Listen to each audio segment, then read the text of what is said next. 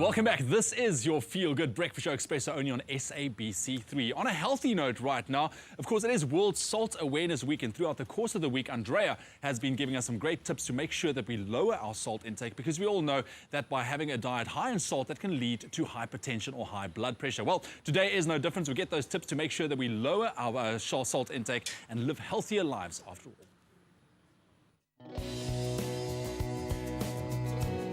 South Africans consume double the recommended daily amount of salt. As such, we should read our food labels carefully and lower our salt intake, particularly if there's a risk of high blood pressure. Being Salt Awareness Week, we've looked at some of the negative impacts in terms of blood pressure, some of those hidden salts in foods that we eat every day. Andrea, always a pleasure to be catching up with you, and nice to be taking a slightly more positive spin. We don't want to paint salt as this villain. It is something that we do need on a daily basis. Sodium, which we find in salt, is something that our bodies need, and we'll see that it's actually present in many of the healthy foods we consume. Sodium, along with other salts like potassium, we find in a variety of fruits and vegetables.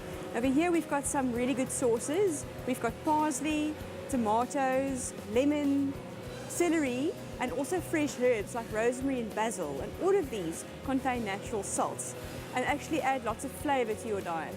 Now, something I cook with a lot is soy sauce, especially with my Asian dishes, with stir fries. That's something that I use to actually add that flavor, to add that salt. Generally, when they make soy sauce, they add lots of salt to it and MSG. Now, luckily, Vital caught onto this whole trend of adding flavor, not salt. So we've got flavor variants of soy sauce that are MSG-free and reduced sodium. So by adding flavors such as chili, reduces the amount of salt needed for the recipe to make it taste good.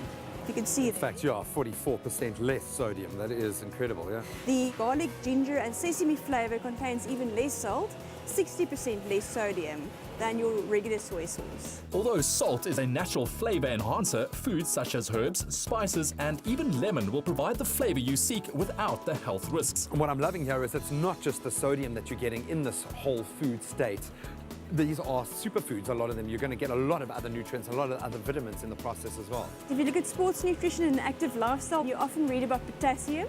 So like sodium chloride is one salt, potassium chloride is another one. And potassium is something we also find in these foods and also in these soy sauces because they contain extracts from these plants. So a well-balanced approach to healthy salt consumption. Experiment with these natural ingredients, cook with them. You'll see that when you cook with ingredients like tomatoes and celery and parsley, you need to add less salt to the dish.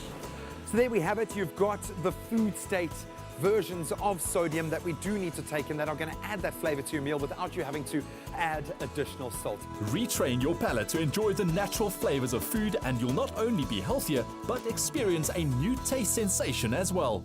For every Vital supplement you purchase, R1 will be donated to the Vital Foundation to support organizations that fight women and child abuse. R1 makes a difference.